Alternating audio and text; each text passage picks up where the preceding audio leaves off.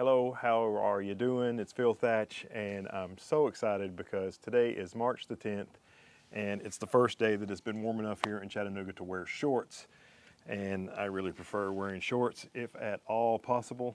So I just got off work, and I thought I was going to do some street photography in the town where I work, but I decided to come on home, and Heather and I just went to Gibbs Gardens in Georgia, which is a 2-hour drive from here. Lots and lots of flowers there. Right here at home, not many flowers. My planter over here where I usually have flowers, we haven't planted it yet. So I don't really have a lot of flowers to photograph, but I'm itching to use my Z50 and the 105 millimeter f2.8 f-mount macro lens that I bought from our friend Joy. Itching to use it some more. And in our backyard, there's a little something pretty cool. Okay, so now here I am in the backyard, and my backyard is not a perfect backyard by any stretch of the imagination. There's plenty of weeds, there's several different kinds of grass, there's crabgrass. Anyway, it's basically a disaster, but I really don't care about that kind of thing. Perfectly manicured lawns are not my thing at all. But one cool side effect of not having a perfectly manicured yard is in the spring, I get these beautiful, tiny little purple flowers growing all over the place. I'm right here. I'm going to try to use this spot because there's kind of a dark background and there's some kind of soft light today, and hopefully I can get some pretty pictures. But these flowers, I Googleated them. They're called Veronica Persica. Common names are bird eye speedwell, common field speedwell, Parisian speedwell, large field speedwell, bird's eye, or winter speedwell. And we get these about every spring. I did a video last year where I photographed lots of small flowers in the yard, and several of those were yellow, and the yellow ones are not appearing just yet. So today we're going to concentrate on the Veronica Persica, and I'm going to see if I can produce some beautiful photographs with my Z50 and the 105 2.8 macro of these tiny, tiny flowers. They're less than a ½ inch all the way across, even the biggest one. So I'm excited about playing with my macro lens, and let's see if I can produce something attractive from this basically weed. These flowers are so small, it takes about f16 to get even close to one full bloom in focus. And this is an f-mount lens, so I'm using the FTZ adapter. And one of the neat things about the FTZ adapter is it has a built-in kind of like tripod collar. So I'm using my Manfrotto Pixie tripod, and it's pretty balanced. This is a heavy lens. This 105 macro is really heavy, but sitting here with the lightweight Z50, it balances pretty good. I mean, it does lean that way, but not enough that it causes the tripod to sag when you have it straight up and down. So, it's interesting. I think one of my favorite macro photographers is a guy named Mike Moats, and he calls macro photography tiny landscapes.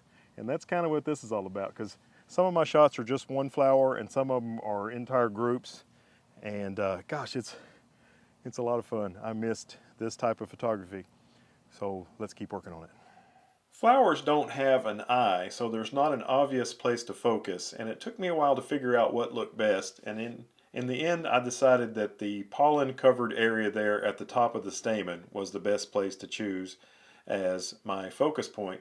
So all the flower photos that I made today before I chose that spot, I'm not even going to share with you because I didn't really like them.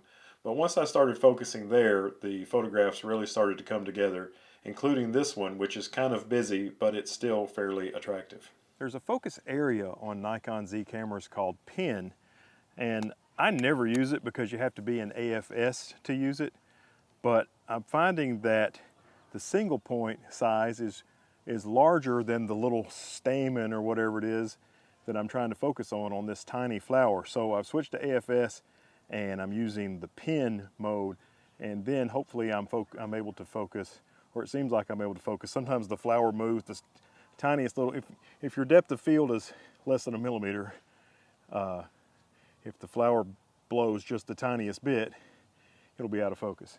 But I like the shallow depth of field look. You know, some of my shots are as low as f7.1, and I go up to f16. It just depends on what the background looks like. But I don't mind if the whole flower is not in focus, just as long as the focal point is in focus. So anyway, this is a fun exercise, and I'm going to continue. Wow, there's a crow right there. Hello, Mr. Crow. That was rather noisy. I imagine my viewers could hear you. Another reason I rarely use the pen focus mode is it is a contrast detect focus area as opposed to single point, which is phase detect. So phase detect works much better. I ended up doing manual focus most of the time. Even after switching to pen mode, I'm a lot of times zooming in 10x and shooting manual. I'm trying now to shoot a little bit further back.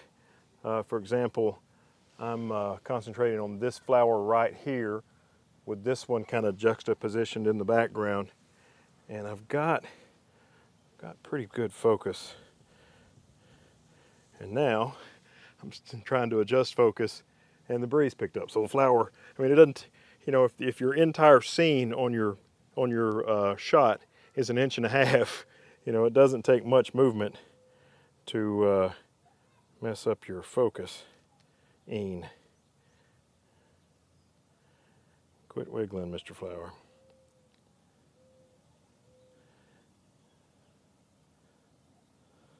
It's funny, before I decided to make this clip, it went quite a while without any wind. Or maybe I didn't notice the wind because I wasn't working on making a clip. But see it picking up there? I don't know if you can see it, but the flowers are definitely wiggling.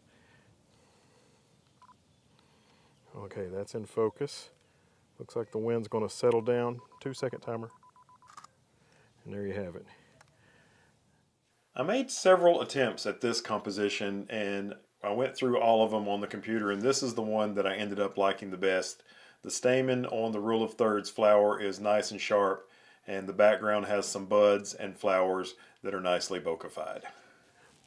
I used to carry a short, stubby, flathead screwdriver in my bag at all times, you know, if I needed to take a tripod plate off or anything like that.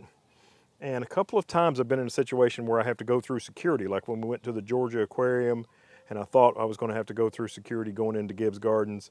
And if they find a screwdriver in your bag, they might consider it to be a weapon that you could jab somebody with. So I'm just keeping a quarter in my bag now. I keep it in my bag has some places where you can put memory cards. This quarter fits in there really well, and it's a great little screwdriver to take L brackets off of your camera or add them, or tripod plates, that sort of thing. And also in one of the pictures that I made, I held this quarter by the flower just so you can kind of get an idea of how tiny these flowers are. When you're seeing the pictures without something to give it scale, it just it doesn't do it justice. Ooh, no breeze.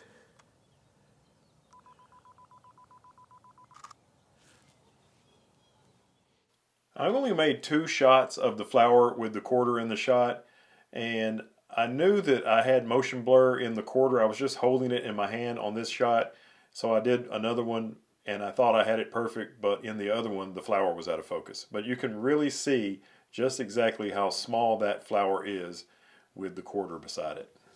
I think last year when I took pictures of tiny flowers in the yard, I put a teleconverter on this lens. It's one of my favorite things about this lens is it will take a teleconverter. But today I decided to shoot without a teleconverter, and I'm basically as close as I can get. I'm focusing on this flower right here, right there, and it's basically as close as I can get. And the flower is rule of thirds, but there's plenty of other space in the shot. This shot actually came out pretty good. This is 1/100th f11 ISO 250. I'm kind of switching back and forth between using automatic ISO and manual. When I did the shot with the quarter, automatic ISO, when I stuck the quarter in there, the reflection of the quarter brought the exposure way down, and you couldn't hardly see the flower. So I went manual for that one. But a lot of times these tiny landscapes do really well with ISO on automatic. You just kind of adjust your shutter speed and try to keep your ISO low. And of course, it's just like any other photography. It's a constant battle between shutter speed, ISO, and aperture. And here is the shot that you just watched me make there, laying in the grass. Really beautiful, tiny flower, and I like the background in this one quite a bit. It's completely bokeh-fied, but there's all sorts of interesting blobs and colors and shapes going on. It's good to use a timer because any camera movement will blur the shot, even though this is a vibration reduction lens. And you can do this lens works really great for handheld macros, but I don't know, these are so small, it's just really easy to mess the focus up. And here is the last one that I liked enough to share with you. Kind of got one flower looking right at us and another one looking off to the right with some bokeh-fied flowers in the background. These things are really a lot more beautiful than you think when you're stepping on them in the yard. Well, that has been a lot of fun working with the Z50 and the 105 f2.8 macro lens and the FTZ adapter. And I guess I should also mention the Manfrotto Mini or Manfrotto Pixie. I'm not sure exactly what this tiny little tripod is called, but I really love this tripod. I've had it for years and I use it all the time. Sometimes for vlogging, although not with this big lens. When I do my voiceovers, I mount my microphone on top of this on my desk. Anyway, it's a great little tripod. I use it all the time. So thanks for watching. I hope you enjoy the content. If you do, thumbs up is very much appreciated. Subscribe, hit the bell if you want to see some more. And as always, I look forward to seeing you in the next one. Bye-bye.